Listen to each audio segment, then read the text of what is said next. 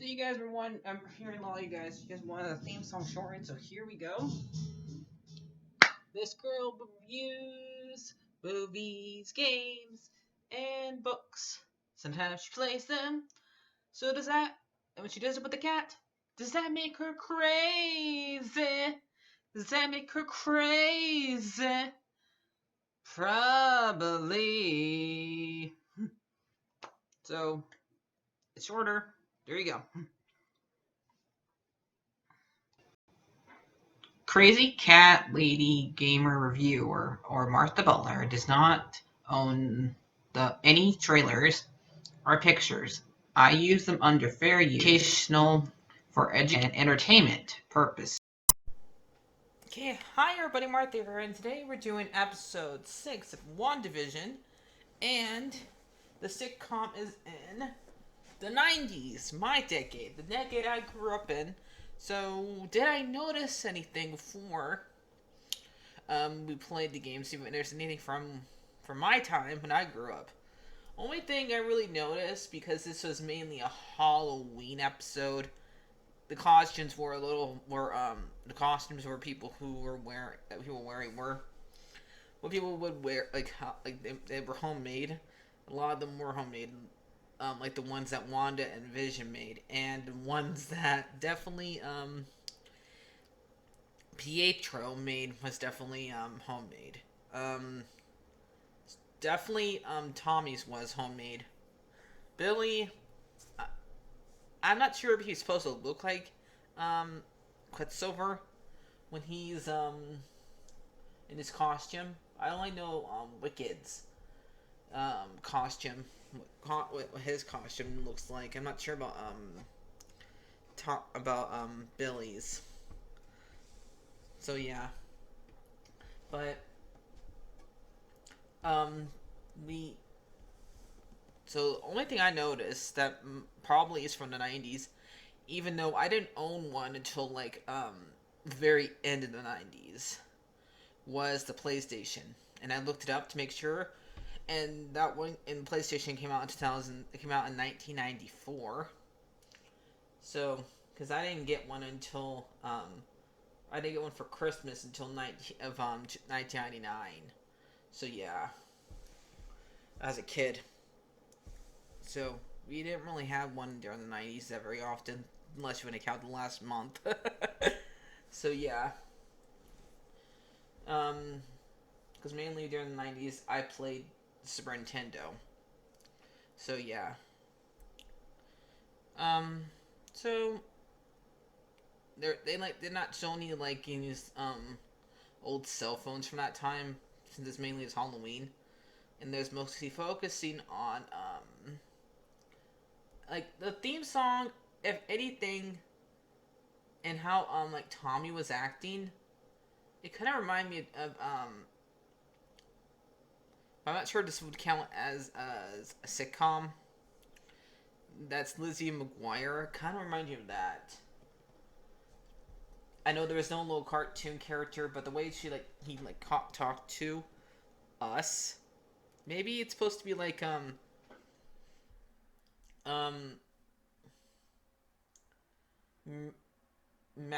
that Malik show. I'm trying to think of his uh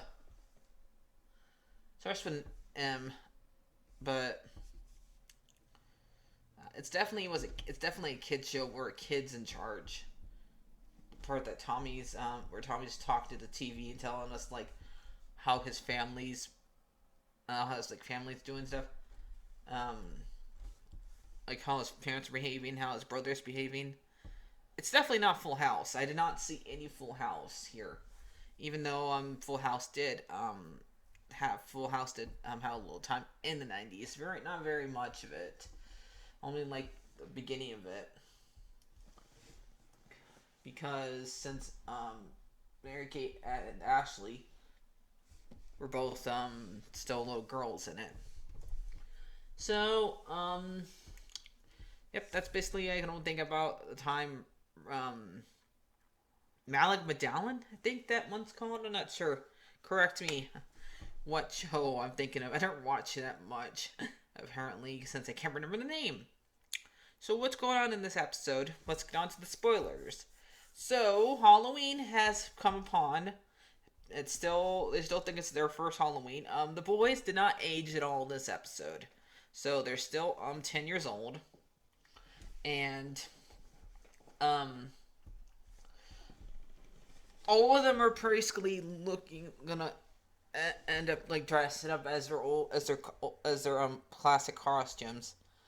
All except for I would say Billy, because I'm pretty sure he does not look like Quicksilver's costume, like I said earlier. So, and I liked it. It was pretty cool. I was like, when I saw Pietro dressing as Quicksilver with the hair um with hair gel and white and pointed backwards, and him having like a lightning around his shirt and stuff like that. I said yes, I wanted to see it since Wanda and Vision were doing it. Yes, and I was happy that Tommy did it too, dressed as Wiccan. So yeah, so that was great. And Vision's lying to Wanda, saying that he's gonna go and like make sure everybody's TPing the houses, but he's really gonna go and try to go for the hex and see and try to get help for everybody. And so the others go trick or treating, and Pietro is acting like the man child who's liberating off his sister, basically.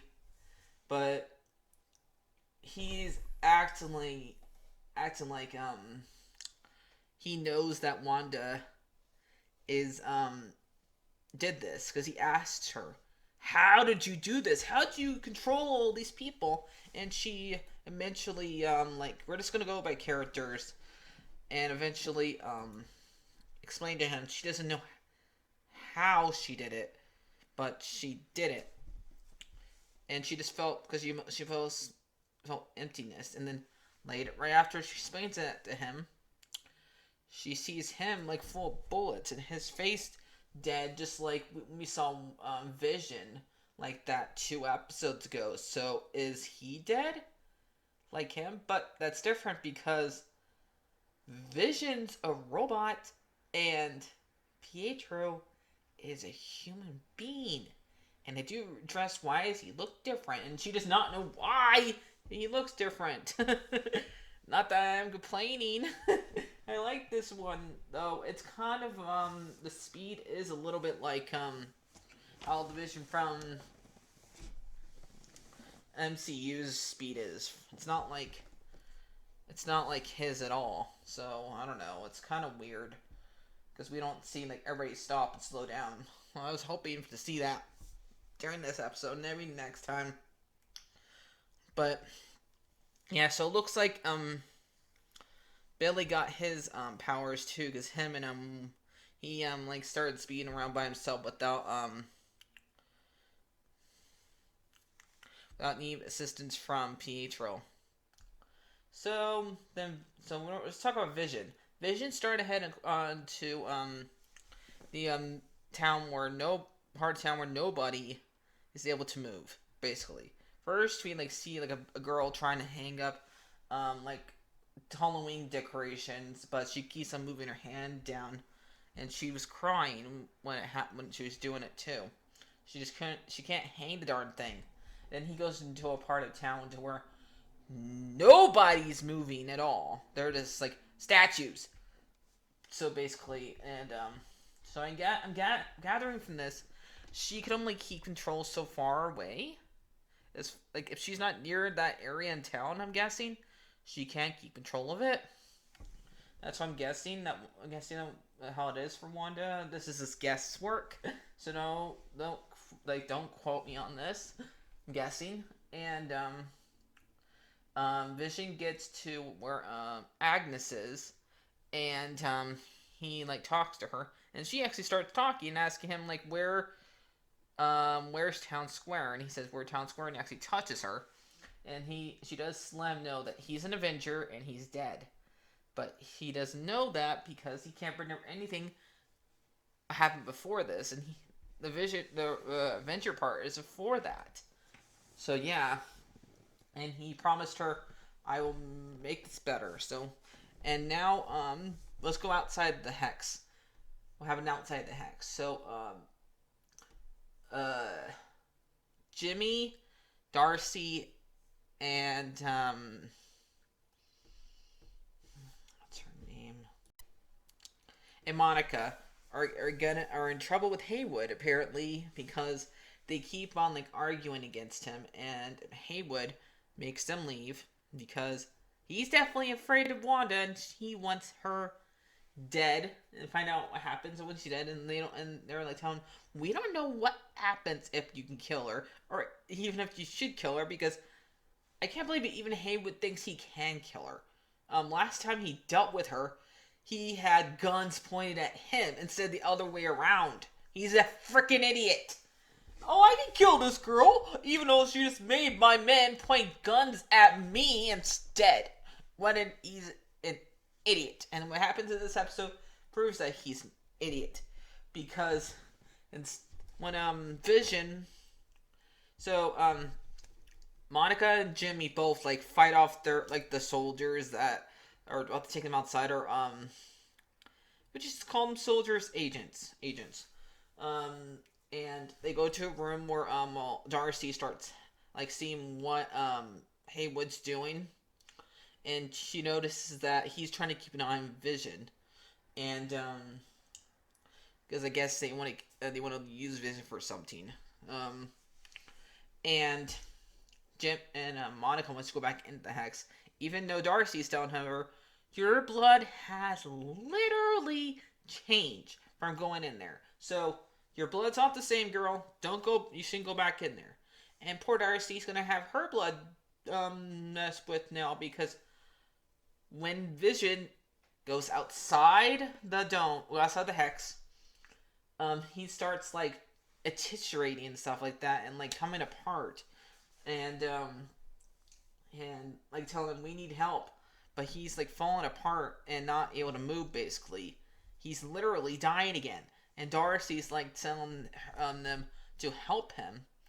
Then Tommy realizes that his dad's in pain and tells his mom Wanda about it, and Wanda like makes sure like everybody freezes, and that's in the hex, and then she starts extending the hex to go further.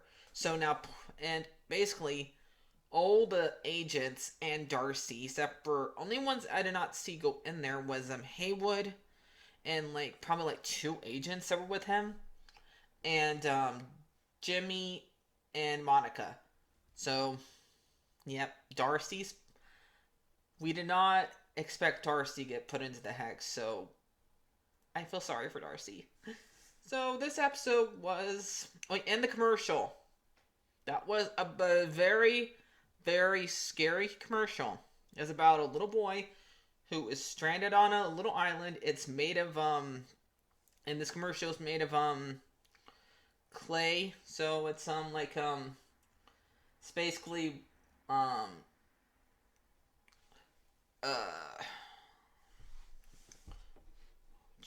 it kind of reminded me of Coraline, but like 10 times more scarier, because the little boy gets gets something like handed it to him to eat, like some yogurt, and before he can open it, he literally dies.